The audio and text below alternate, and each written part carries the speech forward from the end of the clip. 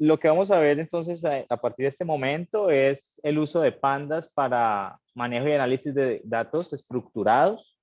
Esto, digamos que presenta unas ventajas sobre lo que ya hemos trabajado. Entonces, lo primero que hay que saber es que se definen unas nuevas estructuras de datos que están de cierta manera construidas sobre los ND-arrays o los arreglos n-dimensionales de la librería NumPy. Es decir, que se nos va a hacer muy similar a lo que hacíamos con NumPy, con ciertas diferencias. Evidentemente estas diferencias pues van a ser para poder procesar lo que son datos heterogéneos.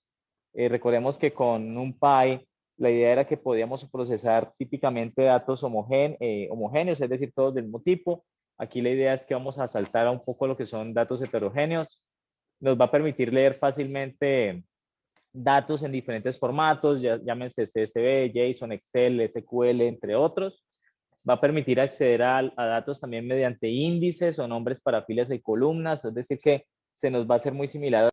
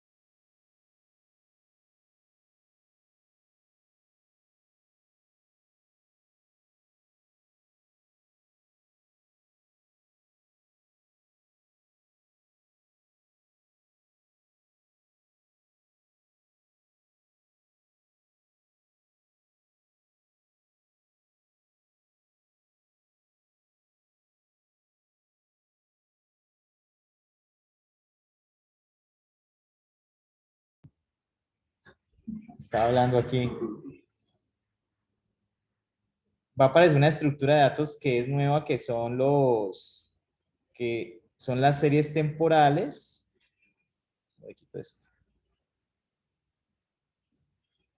Hoy le dio por molestar esta cosa. Vale, aquí silenciar para quitarla. Ya. Van a aparecer las series temporales que nos van a aparecer, se van a asimilar mucho a lo que son las listas. Bien. Y también vamos a poder aplicar funciones vectorizadas. Recordemos que esas funciones vectorizadas nos permiten de cierta manera pues ser un poco más eficientes cuando estamos procesando filas o columnas llámese de una tabla o de una estructura de datos que hayamos cargado. Entonces, vamos a ver un ejemplo muy rápido y lo primero que vamos a hacer es que vamos a cargar unos datos. Entonces, para cargar datos, ¿verdad? Para cargar datos es muy fácil, simplemente vamos a importar pandas y le vamos a poner un alias, lo vamos a llamar PD, ¿sí? Casi siempre aparece así en la literatura, en los libros, entonces lo vamos a quedar con eso. Y le vamos a decir, vea, con pandas lea un CSV, recordemos que es un archivo separado por comas, el nombre es population CSV, es el que trabajamos la clase pasada, y va a haber un índice, recordemos que la clase anterior también vimos que se podía guardar con el índice o sin el índice, ¿cierto? Que eran los números que aparecen en el lado izquierdo, los índices de los datos. Entonces, si yo voy a esos datos, yo le puedo decir cuál es el índice va a ser la columna ID, ¿listo? Léalos y muestre la cabecera de esos datos. Entonces allí miren que ya los cargó. Obviamente este archivo pues está en el mismo directorio donde está este cuaderno, entonces allí podemos ver que me está mostrando la cabecera y este es el ID que le dije que cargara. Si yo no le cargo el ID, pues simplemente eso me va a aparecer como si fuera una columna más. Miren que me apareció como si fuera una columna y me aparecen unos índices de 0 en adelante. Entonces, por eso yo les decía que a veces toma importancia el índice, a veces me interesa guardar el índice porque quiero saber qué datos borré, ¿sí? Entonces, si yo quiero cargar el índice, le digo acá, pues miro cuál es el nombre de la columna, aquí aparece ID, podría ser otro nombre cualquiera, entonces yo le digo, vea, cárgueme como índice la columna ID y entonces esto se los va a tirar al lado izquierdo y estos números van a ser el índice de la tabla, ¿bien? Entonces allí quedó, observen la diferencia, ¿bien? Ahora podemos ver el tipo de datos de eso es un data frame. Miren que aparece una estructura que no hemos introducido hasta el momento, que es un data frame. Y podemos acceder, por ejemplo, a las columnas. A las columnas accedo a través del nombre de la columna, como podemos ver aquí. Entonces yo le puedo decir, vea, del data frame acceda al nombre. Y entonces, y de ese nombre muéstrenme cuál es el tipo.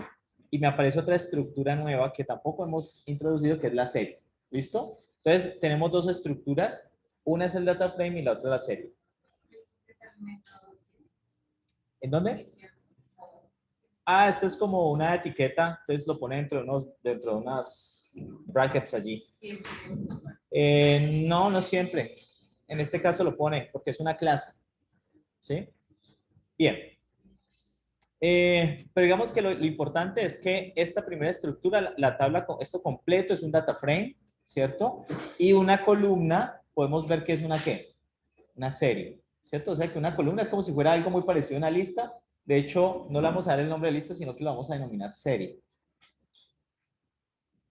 Entonces, en ese orden de ideas, tenemos dos estructuras de datos que vamos a ver el día de hoy.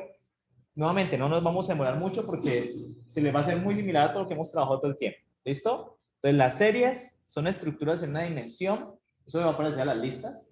Y los data frames son estructuras en dos dimensiones. Eso se va a aparecer en una tabla. ¿Ok? Entonces, arranquemos hablando de las series. Voy a detener esta grabación.